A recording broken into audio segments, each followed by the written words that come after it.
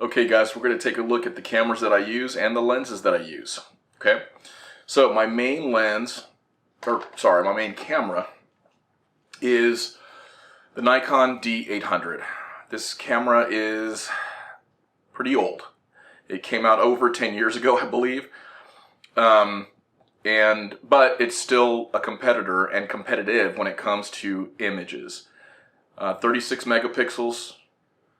And it's my main camera that I use for weddings, right alongside my second camera, which is my Nikon Z6. This is a very capable camera. It's one of Nikon's first mirrorless cameras meant for professionals. They came out with a series of cameras before this that were mirrorless that really didn't go so well. But this is their first official line. It also has a different mount. It's called the Z mount. And the reason that Nikon created this new mount was to accommodate lenses with larger apertures.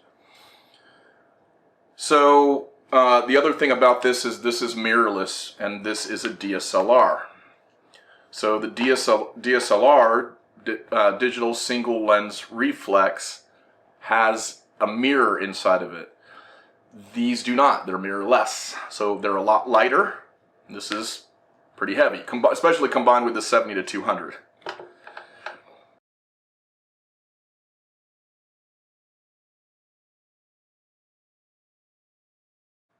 So, lenses.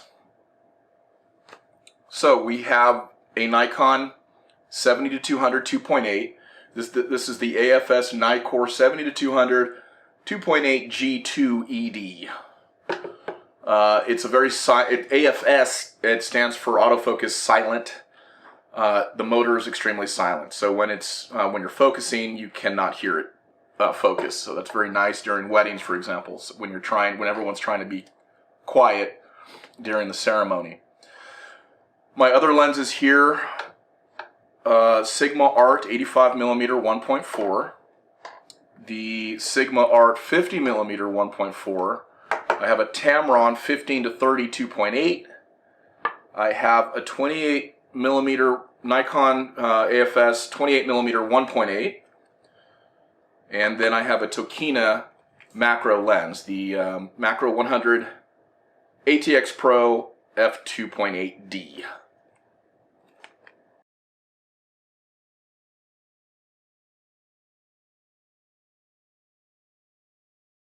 When it comes to my portrait photography, my lenses are almost always one of three lenses: my 70-200, 85mm, and 50mm.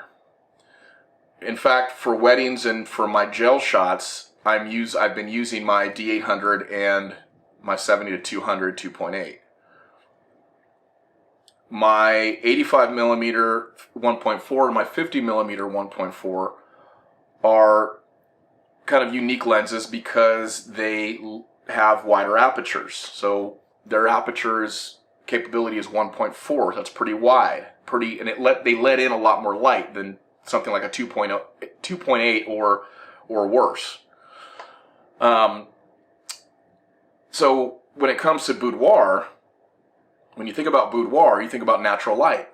And so when you think about natural light and what kinds of lenses work better with natural light, then you think about fast lenses. And so for my natural light boudoir, I love using my 85mm 1.4. When I'm in tighter situations, the 50mm 1.4 will do. And in some cases, I still use the 70-200 2.8. But for the most part, it's going to be my Sigma lenses that I use for natural light boudoir.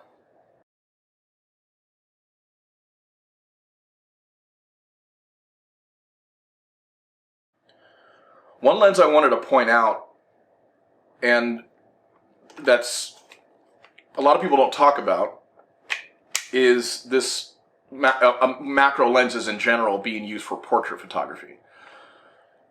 So another thing to consider is budget. These lenses are not expensive. You know, the 70-200 is like $2,000.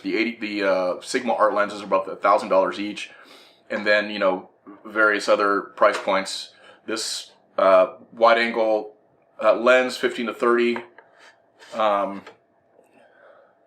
Tamron was about $1,000 as well. When it comes to portrait photography, and if you're on a budget, I would seriously consider a macro lens. This lens is as sharp as my 70-200 lens that costs $2,000. And this thing is, you probably get one of these nowadays on Amazon for between $300 to $400. Now it is a DSLR, it is an older mount, so you'll have to use, for example, with my Z6, I have to have the adapter to use the older mount style. But it's still extremely capable. And it being a macro lens, you can get extremely close to your subject if need be. With a 70-200, you can't get that close. The focusing distance is limited. With a macro lens, you can get very close to the model, and you can get detail that, because of the way it's built, the 70-200 cannot get. Not that it's incapable of getting detail, but it's a telescopic lens, and like I said before, there's a focusing distance it's limited to. With this thing, you can get extremely close, and you get that fine detail. So they're really great for like beauty portraits, high fashion photography, beauty portraits, that kind of thing. There was a time, in fact, when I had to send my 70-200 in for repair, and this was my backup. This was my go-to. And there are times when I'm flipping through my portfolio and looking at kind of older images, and I can't tell the difference in quality between shots that I took with this lens versus shots that I took with this lens. They're virtually identical as far as image quality. So again, now it is a fixed lens, so remember that. So there's no zoom. The zoom is you walking to the subject and walking backwards from the subject.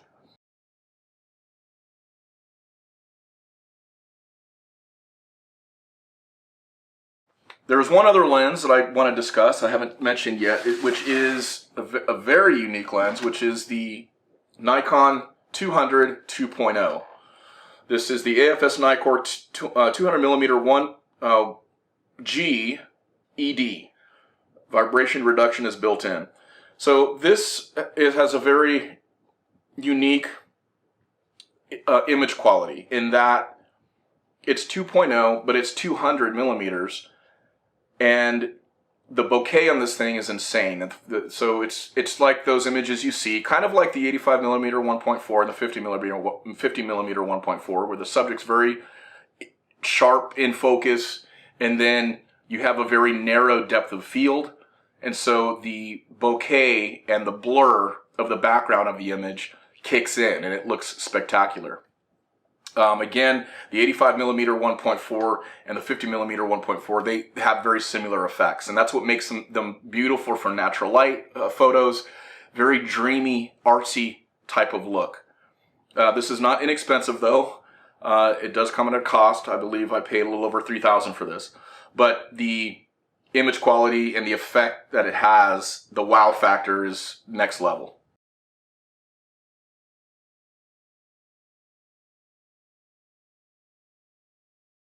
And then let's talk quickly about the wide angle lenses. You know, I mentioned I have this Tamron 15-30, but I frankly never use this for portraits.